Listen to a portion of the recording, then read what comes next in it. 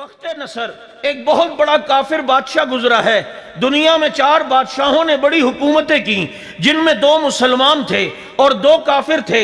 مسلمان حضرت سلیمان علیہ السلام، حضرت ذوالقرنین دنیا کے حاکم بنے۔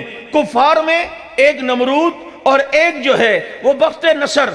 ایک دن بخت نصر نے خواب دیکھا، صبح کو پریشان ہو کر اپنے دربار میں آیا، سارے درباریوں کو جمع کیا اور جمع کر کے کہا میں نے خواب دیکھا ہے، مجھے اس کی تعبیر بتاؤ۔ انہوں نے کہا سردار بادشاہ جی آپ جو ہے خواب بتائیں، ہم آپ کو اس کی تعبیر بتائیں گے۔ بخت نصر نے کہا مصیبت یہ ہے کہ خواب میں بھول چکا ہوں، خواب بھی تم نے بتانا ہے، تعبیر بھی تم نے بتانی ہے۔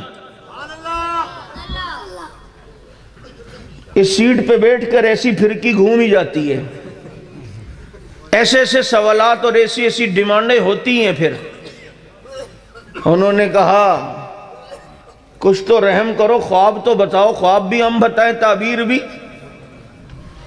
کہا تم میرے مجاور ہو، تم نے ہمیشہ مجھے یہ کہا یوں کر دو جی نہیں تو یوں ہونے والا ہے، یوں کر دو جی نہیں تو یوں ہونے والا ہے۔ اتنا ان کو ڈرا کے رکھا ہوتا تھا، وہ اپنے مجاوروں کے کہنے پر نذرانے دیتا، ان کو جمراتیاں دیتا، سب کچھ دیتا۔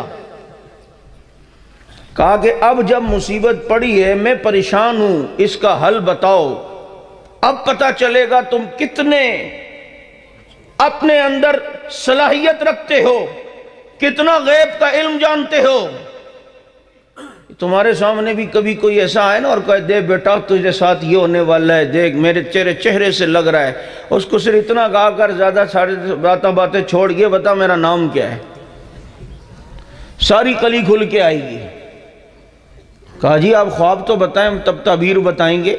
اس نے کہا نہیں، خواب میں بھول گیا ہوں، پریشانی ہے، اور یہ بادشاہ لوگ ہوتے بھی بڑے سینسٹیو ہیں، ان کو جیلوں میں بھی رکھا جاتا ہے تو ایسی والے روم میں کہ کھانا خراب نہ ہو جائے، حضرت خود بھی خراب نہ ہو جائے۔ کہا کہ جی مجھے بتاؤ، مجھے رات کو نیند نہیں آتی، پیٹ میں مروڑ ہے، مجھے ہر وقت ذہن میں جو ہے ٹینشن ہے۔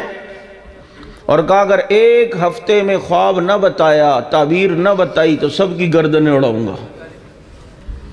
انہوں نے کہا یار یہ تو کوئی پکا جو ہے وہ بے ایمان آدمی ہے۔ انہوں نے کہا کہ اچھا، بڑے پریشان ہوئے، یہ بات پھیلی اور اتنی تیزی سے پھیلی رعایا میں کہ جی بخت نصر نے عجیب بات رکھی ہے، خواب بھول چکا، خواب بھی کہتا ہے بتاؤ تعبیر بھی بتاؤ۔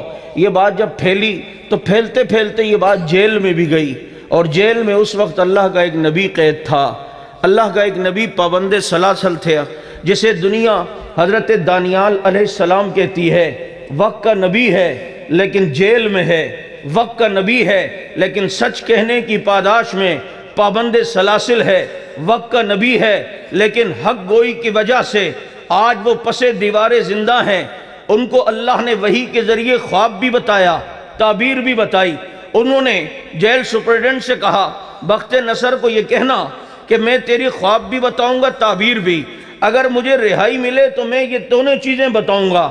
اسے وہ پیغام پہنچایا گیا، اس نے کہا کہ اچھا بس لے کر آؤ جلدی سے اس بندے کو، رہا ہے، آزاد ہے۔ لایا گیا۔ حضرت دانیال جب بخت نصر کی جب دربار میں پہنچے، سارے دربار پہ سکتہ طاری ہو گیا۔ بخت نصر دیکھ کے کہتا ہے دانیال تمہیں دربار میں آنے کا اصول نہیں پتا، طریقہ نہیں پتا، آداب نہیں پتا؟ کہا کیا آداب ہیں، کیا اصول ہیں؟ بخت نصر نے کہا یہاں جو بھی آتا ہے پہلے مجھے سجدہ کرتا ہے پھر بات کرتا ہے، تو نے سجدہ کیوں نہیں کیا؟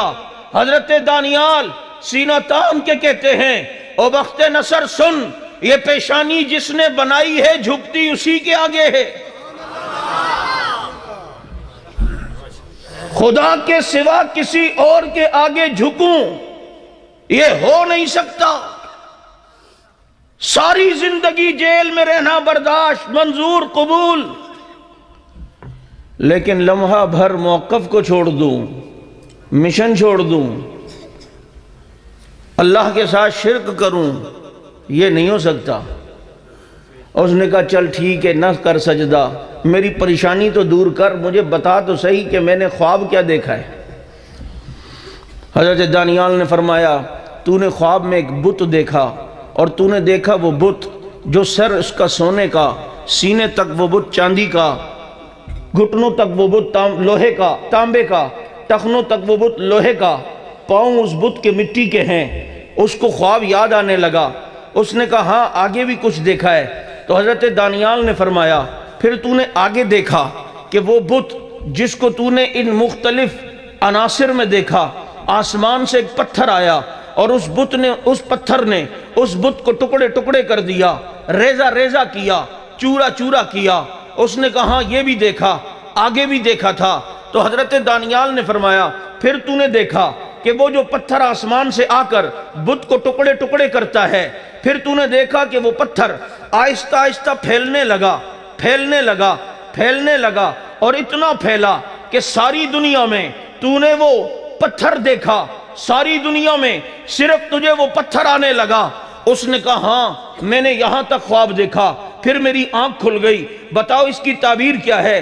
حضرت دانیال نے فرمایا مختلف قسم کی قومیں آئیں گی، مختلف مذاہب سے تعلق رکھتی ہوں گی، مختلف ادیان کے ماننے والی ہوں گی، لیکن آخر میں ایک ایسا پیغمبر آئے گا جو آسمان کی ایسی شریعت لائے گا، آسمانی ایسی کتاب لائے گا کہ جیسے اس پتھر نے اس بت کو ٹکڑے ٹکڑے کیا تھا، ایسے ہی اس پیغمبر کا دین سارے دینوں پہ غالب آئے گا، سارے دینوں پر غالب آئے گا، سارے ادیان مغلوب ہوں گے۔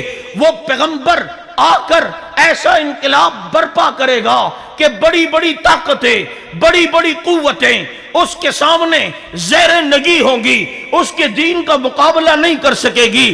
اور پیغمبر انقلاب میں آنے والوں، میرے نبی کے انقلاب کے تذکرے پیدا ہونے سے پہلے ہیں۔ پھر چشم فلک نے وہ منظر دیکھا، پیغمبر دنیا میں تشریف لائے، محنت کی، جماعت تیار کی، پھر اس جماعت کے ذریعے ایسا انقلاب برپا کیا، ہر دین کو ٹکڑے ٹکڑے کیا، فارس و روم کی سلطنتیں پارا پارا کی، کیسر و کسرا کے ایوان لرزنے لگے، ساری دنیا میں پیغمبر کا دین غالب ہوا۔